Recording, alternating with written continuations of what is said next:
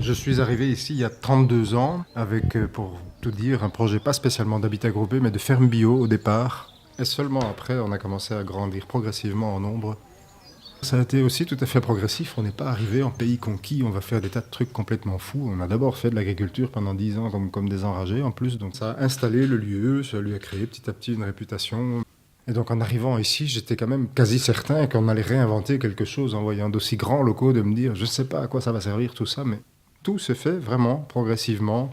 C'était bien au niveau humain parce que ça permettait de faire connaissance et d'un peu édicter ou améliorer nos règles ou nos absences de règles au fur et à mesure des besoins et pas dans un cadre défini à l'avance, ce qui ne plaît pas à tout le monde.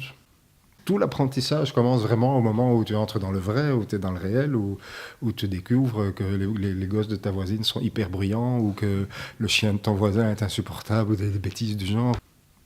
Ici, tout le monde est locataire, sauf moi en l'occurrence, et ça se passe très bien.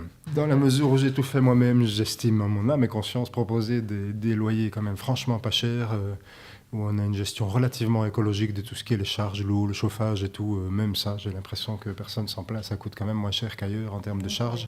Il y a un emplacement de 10 euros pour une roulotte, je le dis tout net, parce que là c'est vraiment simple, ils sont tous les mêmes, le loyer, ou de 20 euros pour une cabane un peu plus grande, pour dire de donner un petit quelque chose pour l'espace de jardin occupé. Tous les gens qui habitent ici dans leur cabane sont domiciliés dans leur cabane, cas à peu près unique, je crois, en Belgique.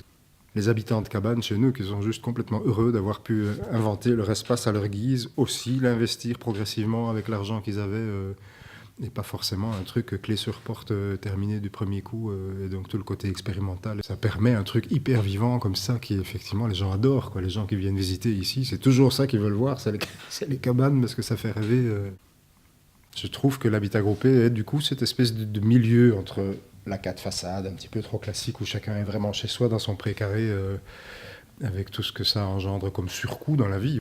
Quand on se met ensemble, il y a plein de solidarité à partager, plein de matériel à partager, plein d'espaces, de chaudières, d'un tas de trucs qui rendent globalement la vie moins chère. Il s'agit peut-être plus à notre époque de construire des édifices magnifiques, mais au contraire de réapprendre à construire les groupes humains.